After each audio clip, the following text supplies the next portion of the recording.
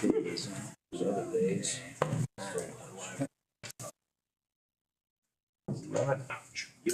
All right, we'll go ahead and call the meeting to order Monday, February 16th for the Angola Common Council. May we have a roll call, please? Councilmember Coffey? Present. Councilmember Olson? Here. Councilmember Starkey? Here. Councilmember Dow? Here. Councilmember McDermott? Here.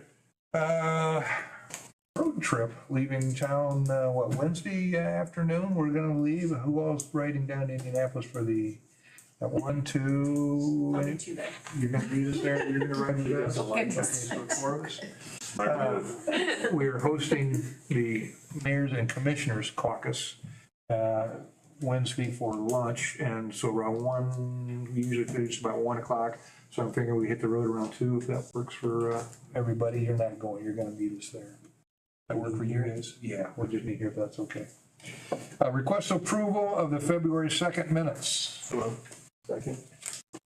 Motion second, any discussion? All those in favor signify by saying aye. Aye. Those opposed, ordinance number 1796, 2026, an ordinance amending the City of Angola, Indiana Code of Ordinances establishing fees and services of the Plan Commission, the Board of Zoning Appeals, the Historic Preservation Commission, and the Economic Development and Planning Department. This is third reading. Second. Motion second, any discussion? Hearing none, all those in favor signify by saying aye. Aye. Those opposed? We will have a public hearing regarding the proposed additional appropriation ordinance number 1797, 2026. For an additional appropriation ordinance for the City of Angola General Fund. We will open up the public hearing now. If anybody wants to speak, stand up and say, I want to speak. Hearing no comment, we will close the public hearing. And we will move on to ordinance number 1797, 2026, an additional appropriation ordinance for the City of Angola, Indiana, General Fund. Second reading. Second. Motion second. Any discussion? Hearing none, all those in favor signify by saying aye. Aye. Those opposed? And third reading of ordinance number 1797, 2026, additional appropriation ordinance for the City of Angola, Indiana General Fund. So moved. Second. Motion second. Any discussion? Hearing none, all those in favor signify by saying aye. Aye. Those opposed, are there any other unfinished business to come before the council this evening? Hearing none, we'll move on to new business. We're going to change the order a little bit. We'll move on to resolution number 2026-899, a resolution of the Common Council of the City of Angola, Indiana, approving appropriation encumbrances for 2026. They are attached. So moved. Second. Motion the second. Any discussion? Is there anything special about these, or these are our usuals, right? Just usuals. The amount's large this year because it has the Pokagon project stuff on it. So other than that, it's pretty standard. Thank you. Any other discussion? Hearing none, all those in favor signify by saying aye. Aye. Those opposed? Request approval of the proposed for software and services for BSNA cloud upgrade in the amount of $99,235. So moved. Second. Motion second, any discussion? Is this part of the changeover on our going to .gov or whatever? Want me to take this? Please. So this is our financial software. Right now, we run off of a BSNA program, but it is a server-based system. We've had it since 2012. So right now, we're just looking to upgrade it to the cloud system. I don't know that we're quite at end of life. BSNA hasn't said that, but I can't imagine that they're going to continue to service the server-based much longer. We've been running off of the 2012 system, paying a 2012 price all this time. So with the cloud, we'll get rid of the equipment that we have to maintain for the server, for the system, and then we'll move to the cloud system. It'll make it more user-friendly. Anybody at the city that's using the system can access it from any browser. So, and I think we'll have some new capabilities with our building department. We're looking to do online permitting, things like that, which we wouldn't be able to do on the old system. So this, what's the acronym? It's not a business acronym to me, BSNA. It's a vendor. It's a vendor. It's a vendor. It's 3 names. Okay. 3 last names. I thought maybe it was bill and sales and administration or something. Nope. Okay, I got you. Makes sense. This guy, I looked for your anything about security. When you get to the cloud, there's always security problems. When you're dealing with finance stuff. Is there some guarantee in this? I didn't. Yeah, they specialize in municipalities, so their systems are all secure. We don't expect anything there. Right now, we're connected to them through their online service anyway. So anybody, if they were to have a breach, people would have access to our information anyway. They keep things tight, so. The other question, Ryan, would be, I know this is an upgrade, so you're paying for an upgrade. Is this also part of your ongoing expenses that you get every year? Yeah, so a portion of this is the yearly maintenance cost, which will be, I believe it's about $53,000. Okay, that's what I thought I read, but I wanted to. Which is going to be an increase from where we've been at with the server-based support fee. That was closer to $20,000 a year. So the amount's going up, but like I said, we won't be maintaining any equipment or anything like that. So, Yeah. And our only commitments for the first year. Once we pay for the first year, then we're covered for the first year. We can cancel the agreement after that. So we're not signing a long. And if you did something like that, is that because your own IT here is capable of managing this going forward, or how do you drop it after? We would have to have a different provider. Okay, all right. Yeah, for our financial we would have to have something financial software. It's always going to be a contracted piece of software. Yeah, once we sign the contract, we're good to go indefinitely for the price that we have. Okay. We could cancel it at any time. Okay. And also, right now, we're processing our credit card payments through a separate outside vendor. I've sent notice to that vendor that we're going to be canceling that service when our contract's up in August. BSNA actually has a solution for that we'll be able to provide directly through their system. So That we're hoping to tie to the new webpage. Okay, good. Any other discussion? Hearing none, we'll have a motion second. All those in favor signify by saying aye. Aye. Those opposed? The clerk treasurer depository statement and cash reconciliation for the month ending January 26th for your information.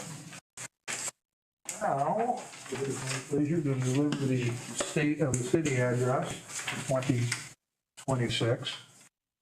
The state of our city is strong, active, and growing. We continue to enjoy high employment rates, and despite challenges with energy availability, our industrial employers have expanded their manufacturing facilities and increased their workforce. Our local school system will once again achieve a graduation rate in excess of 97%. Trine University continues to grow its physical campus, expanding its student body and broadening its academic offerings. Our local hospital, now rebranded as Cameron Health, is also expanding its services to better provide high-quality, community-focused healthcare for our residents.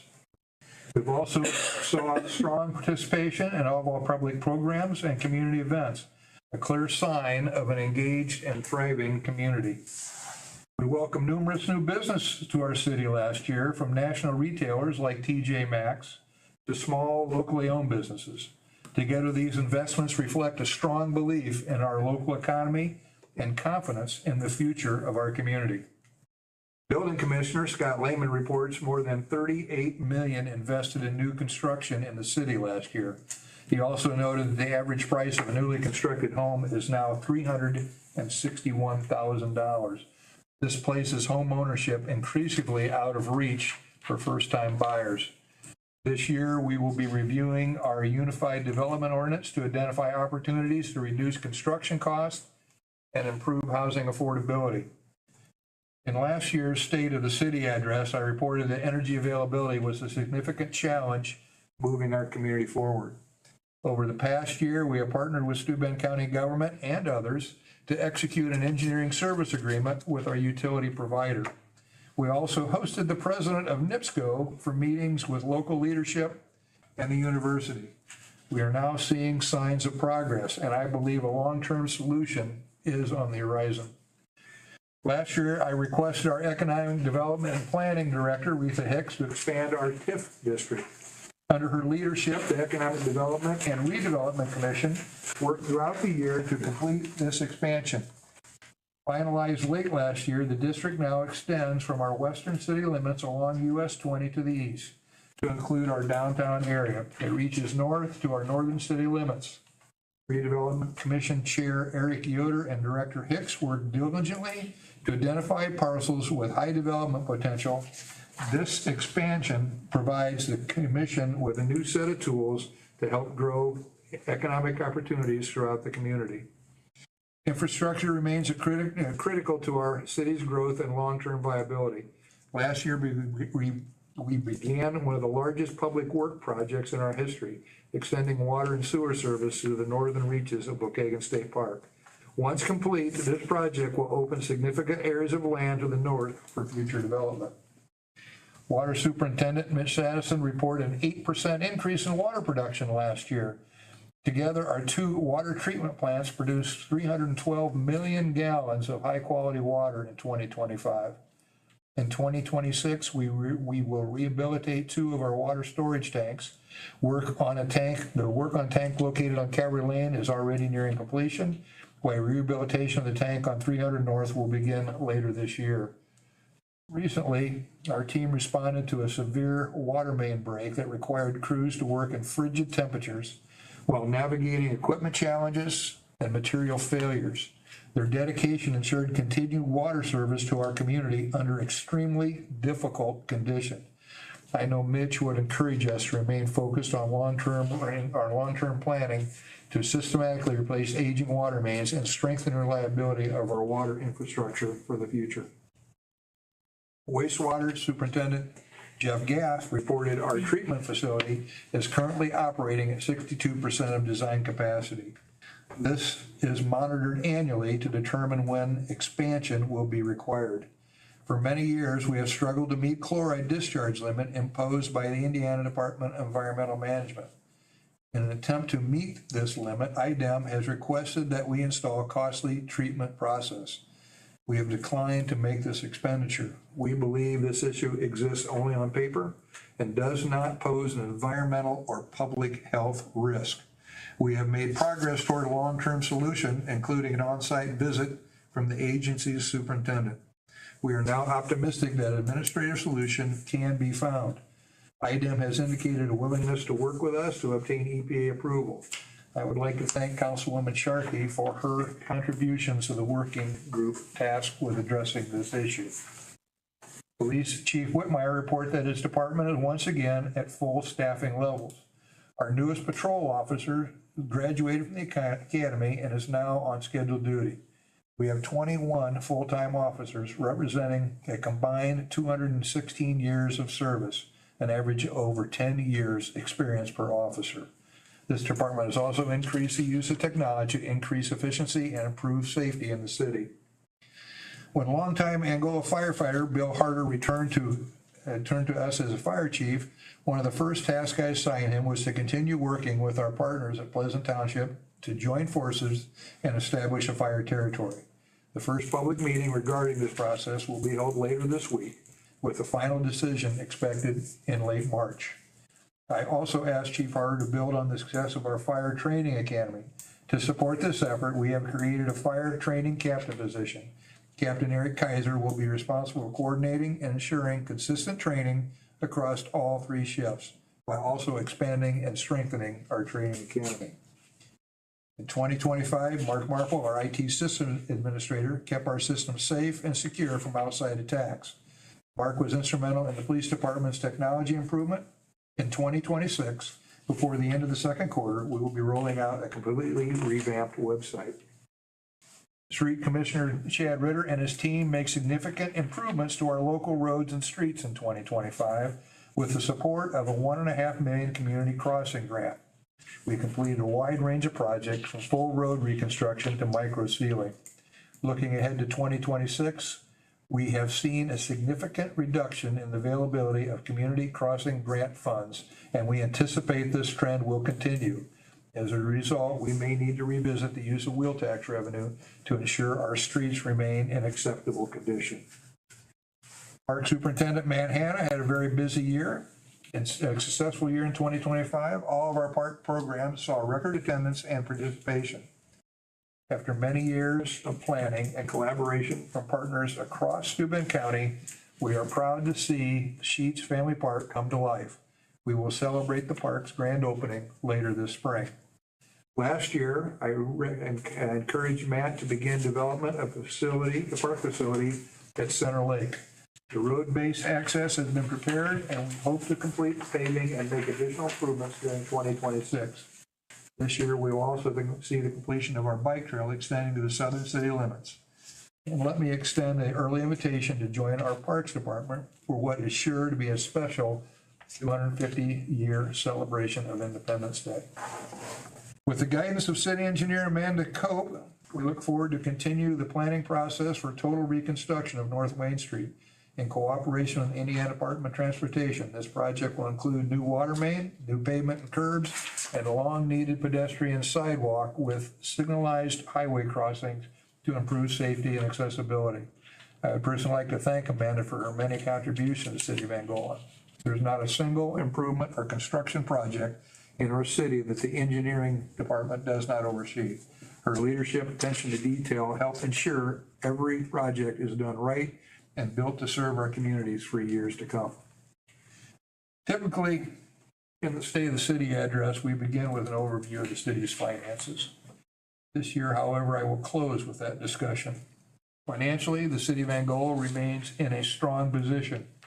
This is due to the leadership of Clerk Treasurer Ryan Herbert and the ability of our department heads to maximize the value of every tax dollar.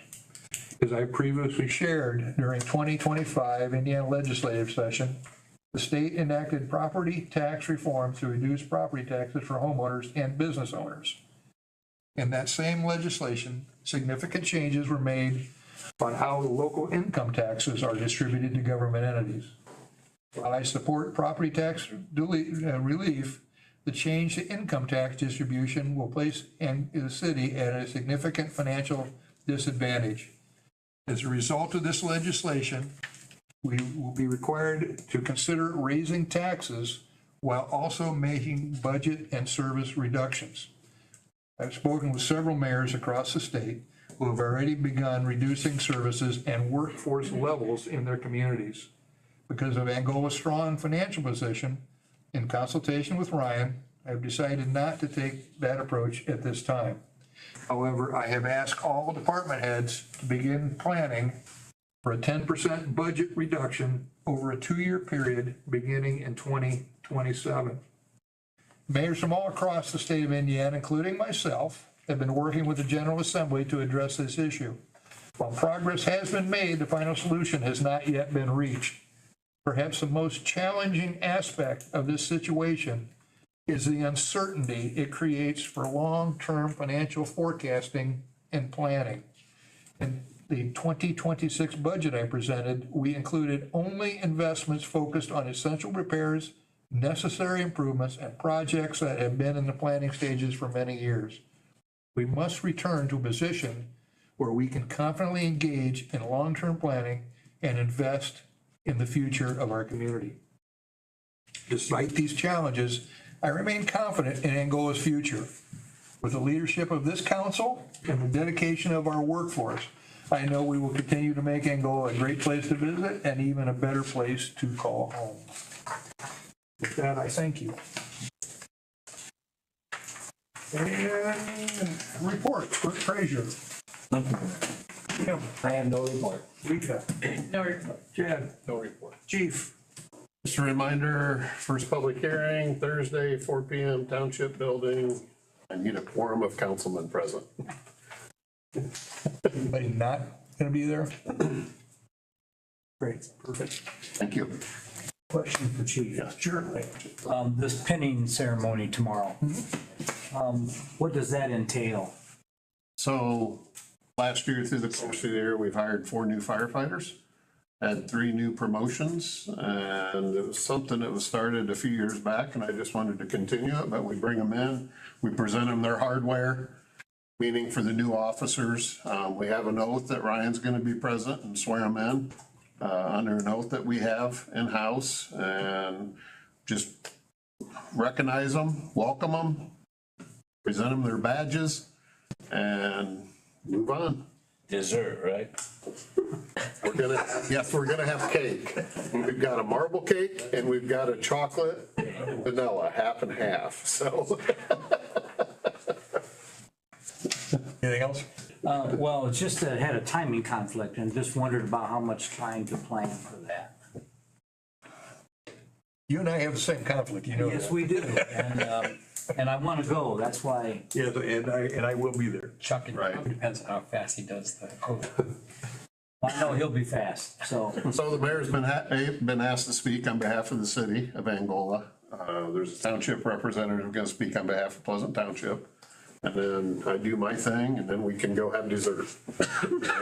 So it's pretty quick. It'll go pretty quick. My talk will be very brief. Okay, cool, thank you very much. Oh, you bet.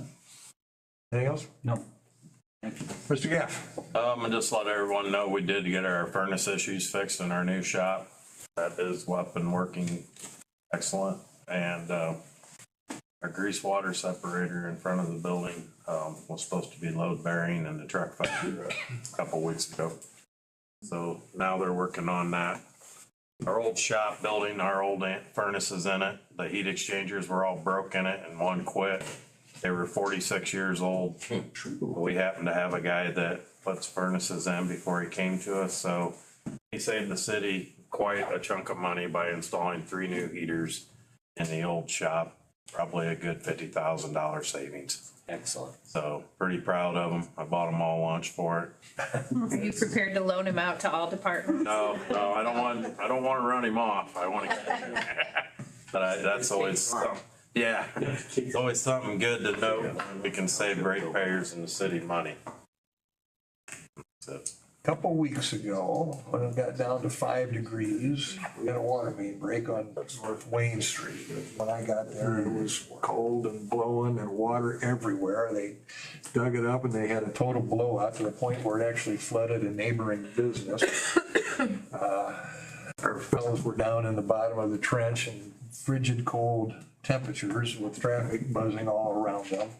Had to do the same repair 3 times before they finally got it to seal. They had all kinds of equipment problems, they had all kinds of mechanical problems, some material problems. It was just a huge mess. They finally finished up about 1:30 in the morning and got the water turned back on with minimal boil advisory. Just a few customers were without, so we didn't have to have that many on boil advisory. And I thought, okay. Next morning, I'm driving on Elizabeth Street, and here's water running up out of Elizabeth Street. So they had another one the following morning. And I sent me a text this evening when I was getting ready to come in and give the state of the city address.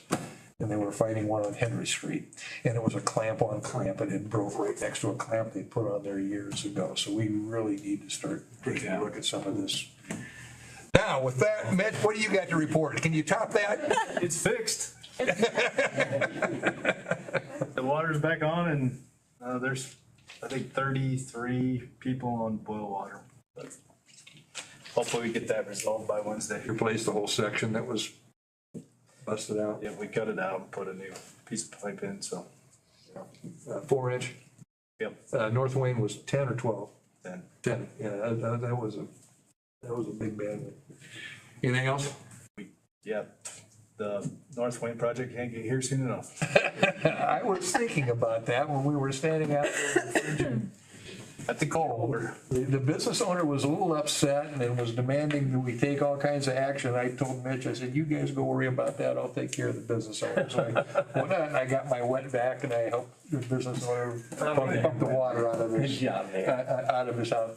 He demanded to know everybody's name that he was talking to. I said, look, you don't need to know my name. Just go to City Hall, ask for the guy in charge, and they'll direct you.